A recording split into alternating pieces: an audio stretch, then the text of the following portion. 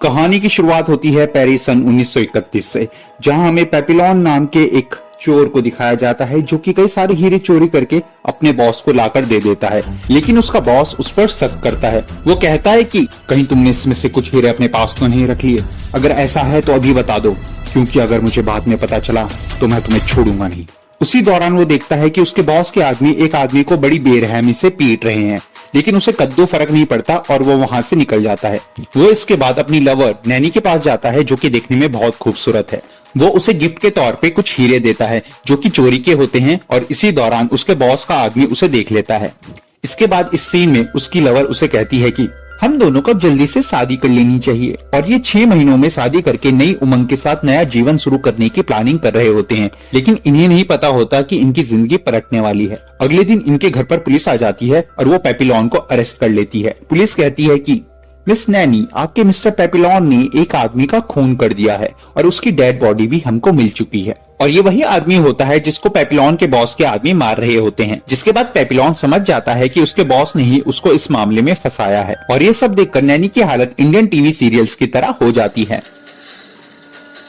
अब पुलिस पेपिलोन को पकड़कर जेल में डाल देती है, जहां उससे मिलने के लिए नैनी बड़े स्टाइल के साथ आती है और कहती है कि डोंट वरी माय डियर, मैं कोर्ट में अपील करके तुम्हें यहाँ से छुड़ा लूंगी। लेकिन पेपिलोन को पता होता है कि इन सब का कोई भी फायदा नहीं होने वाला, और इसलिए वो उसे मना कर देता है। जिसके बाद नैनी वहाँ से चली जाती है। अब क्योंकि ये बहुत खास क्रिमिनल्स होते हैं तो इन्हें खास डेविस आइलैंड पर शिफ्ट कर दिया जाता है, जहाँ से भाग पाना बहुत मुश्किल है। और यहीं पर पेपिलोन की दोस्ती डेगा नाम के एक आदमी से होती है, जो कि उसे लुइस नाम के एक आदमी के बारे में बताता है, जो कि बहुत अमीर है और किसी फ्रॉड के चलते यहाँ पर कैद है। और सच बताऊं तो लुइस को देखकर मुझे हमारे MBA चाय वाला यानी प्रफुल्ल बिलोरे भैया की याद आती है, तो इसे हम पर्सनली लुइस बिलोरे बुलाएंगे। अब क्योंकि इसके पास बहुत सारा पैसा होता है तो कई सारे कैदियों की नजर इस पर होती है। अगले दिन पेपिलोन उसके पास जाता है और कहता है तुम मुझे पैसा दो, मैं तुम्हें प्रोटेक्शन दूंगा। लेकिन लुइस मना कर देता है क्योंकि वो उससे अभी अभी मिला है। वो कहता है कि न जान न पहचान, मैं तेरा मेहमान। उसी रात कुछ कैदियों को पता चल जाता है कि लुइस बिलोरे ने अपने पैसे अपने पेट के अंदर छुपाए हैं, और ये बात जानकर एक कैदी उस पर हमला कर देता है। लेकिन वो गलती से उसी के जैसे दिखने वाले दूसरे आदमी को मार देता है। इसका मतलब एक और MBA चाय वाला। अब लुइस इन सब चीजों से बहुत ज्यादा डर जाता है, इसलिए वो सीधा अगले दिन पेपिलोन के पास जाता है और उससे कहता है ठीक है, तुम मेरे से पैसे ले लेना, लेकिन जब तक मेरी अपील पूरी नहीं हो जाती तब तक तुम्हें मुझे प्रोटेक्शन देनी होगी। दोनों में डील डन हो जाती है और वो आदमी एक बार फिर से लुइस पर हमला करता है, लेकिन इस बार पेपिलोन उसे बचा लेता है। कुछ समय बाद वो लोग डेविस आइलैंड पर पहुंच जाते हैं, जहां की जेल किसी नर्क से कम नहीं थी, और यहाँ से भाग पाना बड़ा मुश्किल होता है। हम जेल के वार्डन से मिलते हैं, जो कि सबको जेल के रूल्स बताता है। पहला रूल ये होता है कि जो भी यहाँ से पहली बार भागने की कोशिश करेगा उसकी सजा 2 साल तक बढ़ा दी जाएगी, और दूसरी बार ऐसा करने पर उसकी सजा 5 साल तक बढ़ा दी जाएगी। और अगर यहाँ पर कोई किसी का खून कर देता है तो उसका सीधा सर कलम कर दिया जाएगा। अब वहाँ के कैदियों को भी लुइस के बारे में पता चल जाता है और वो भी उस पर नजरें गाड़ना शुरू कर देते हैं। यहाँ पर लोगों से काफी ज्यादा काम करवाया जाता है, लेकिन उसी दौरान पेपिलोन एक रास्ता ढूंढ लेता है। वो एक बोट वाले को मिलता है और उसे कहता है कि तुम मुझे यहाँ से बाहर निकालो और इसके बदले में मैं तुम्हें ढेर सारा पैसा दूंगा। लेकिन उसके पास सिर्फ 3 दिन बचे हैं, जिसके बाद वो बोट वाला यहाँ से चला जाएगा। इसलिए इन्हें जो भी करना है इन्हीं 3 दिनों में करना होगा। इसी बीच एक आदमी लुइस पर हमला कर देता है, लेकिन इस बार भी पेपिलोन उससे बचा लेता है। इस बार लुइस सोचता है कि अरे जब तक मेरी अपील पूरी नहीं होती तब तक शायद मैं जेल के अंदर ही न मर जाऊं।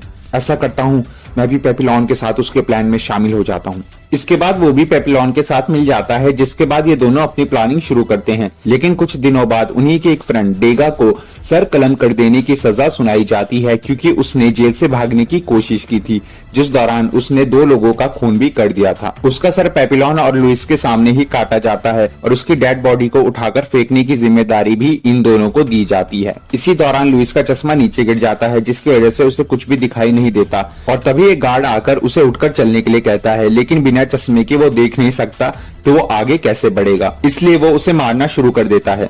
पेपिलोन उसे ऐसा करने से मना करता है, लेकिन वो नहीं मानता, और तब उसे मजबूरन उसके सर पर पत्थर मारना पड़ता है, जिसकी वजह से वो बेहोश होकर नीचे गिर जाता है। और इसी चीज का फायदा उठाकर पेपिलोन लुइस को अकेला छोड़कर वहां से भाग जाता है और भागकर सीधा बोट वाले के पास जाता है। लेकिन उस वक्त उसके पास पैसे नहीं होते, इसलिए वो उसे कहता है सुनो, तुम मुझे मेरे घर तक छोड़ दो, मैं तुम्हें दुगनी रकम दूंगा। लेकिन वो आदमी हंसने लगता है। उसके पीछे बहुत सारे गार्ड्स खड़े होते हैं और वो पेपिलॉन को पकड़ लेते हैं। दरअसल वो आदमी वार्डन से मिला होता है और उसी ने पेपिलॉन के बारे में उसे बताया होता है। इसके बाद पेपिलॉन की सजा 2 साल और बढ़ा दी जाती है। उसे एक अलग सेल में शिफ्ट कर दिया जाता है जहां पर उसे काफी कम खाना और पानी दिया जाता है। लेकिन एक दिन उसे पानी के साथ एक नारियल भी मिलता है और उसके साथ एक लेटर भी होता है जिस पर लिखा होता है तुम्हें आज से ये नारियल रोज मिलेगा। दरअसल वो नारियल और किसी ने नहीं बल्कि लुइस ने भेजा होता है। लेकिन एक दिन वार्डन को इस नारियल के बारे में पता चल जाता है और वो पेपिलॉन से इस बारे में पूछता है, लेकिन वो उसे कुछ भी नहीं बताता। इसके बाद वो उसका खाना धीरे धीरे बिल्कुल ही बंद कर देते हैं। फिर एक दिन वार्डन उससे फिर से उस नारियल के बारे में पूछता है, लेकिन वो फिर भी उसे कुछ नहीं बताता, जिसके बाद उसे काल कोठरी में बंद कर दिया जाता है। एक दिन पेपिलॉन बेहोश हो जाता है और वो कई दिनों तक उठता ही नहीं, जिसके बाद उसे हॉस्पिटल भेजा जाता है और यहाँ पर हम लुइस को देखते हैं जो पूरी तरह से चेंज हो चुका था।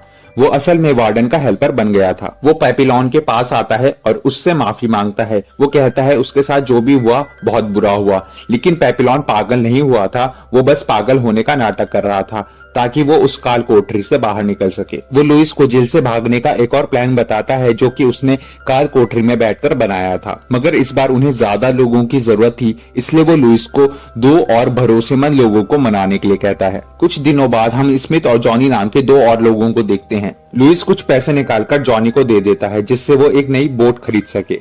अब वो रात आ जाती है जब इन्हें जेल से भागना होता है। इस वक्त लुइस जेलर की ड्रिंक में नींद की दवा मिला देता है जिससे वो सो जाता है और बाकी सारे जेलर्स बाहर बैठकर फिल्म देख रहे होते हैं। यानी कि इनके पास एक अच्छा मौका था यहाँ से भागने का। ये भागने ही लगते हैं कि तभी बारिश होना शुरू हो जाती है, जिसके चलते सभी गार्ड्स अंदर आ जाते हैं। अंदर आने के बाद उन्हें पता चल जाता है कि यहाँ से वो लोग भाग चुके हैं, लेकिन तब तक बहुत देर हो जाती है।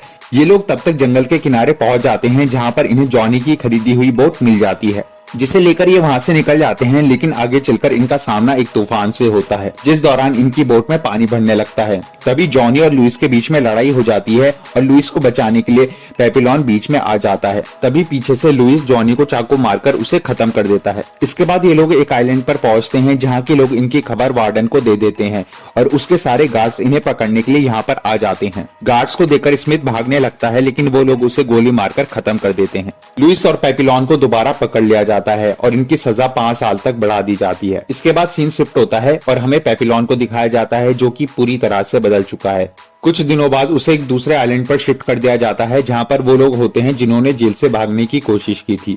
यहाँ पर उसे लुइस भी मिलता है जिसने अब मान लिया था कि अब वो यहीं पर रहेगा जब तक कि वो मर नहीं जाता। लेकिन पेपिलॉन अब भी यहाँ से भागना चाहता है, इसलिए वो फिर से एक प्लान बनाता है और लुइस को भी उसके साथ चलने के लिए कहता है, लेकिन लुइस मना कर देता है। वो कहता है कि मेरी जीने की अब कोई वजह नहीं बची। मेरी वाइफ ने मेरे लॉयर के साथ ही शादी कर ली है और साथ ही वो बूढ़ा भी हो चुका है।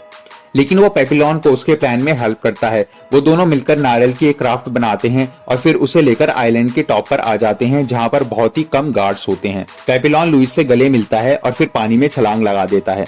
इस बार पेपिलॉन का आइडिया काम कर जाता है। वो दोनों एक दूसरे को देखकर मुस्कुराते हैं और एक दूसरे को अलविदा कहते हैं। उसने पूरा समुद्र एक नारियल की बनाई राफ्ट से पार कर लिया। अगर लुइस भी उसके साथ चलने के लिए राजी हो जाता तो शायद आज वो भी जिंदा होता। काफी समय बीतने के बाद हमें एक प्लेन में पेपिलॉन को दिखाया जाता है जो कि काफी बूढ़ा हो चुका है। वो पेनिनसुला जाकर एक पब्लिशर से मिलता है। वो उसे एक फाइल देता है जिसमें उसकी जिंदगी के सारे किस्से थे। उस झूठे केस में 13 साल की सजा काटना और अपने सच्चे दोस्त को खो देना। आखिर में इस कहानी का असली फुटेज दिखाया जाता है कि कैसे 80,000 कैदियों को उस आइलैंड पर छोड़ दिया गया, जिसमें से एक पेपिलॉन ही ऐसा बंदा था जो वहां से भाग पाया। और अंत में हमें रियल पेपिलॉन की फोटो दिखाई जाती है, जिसके साथ ये मूवी यहीं पर खत्म हो जाती है।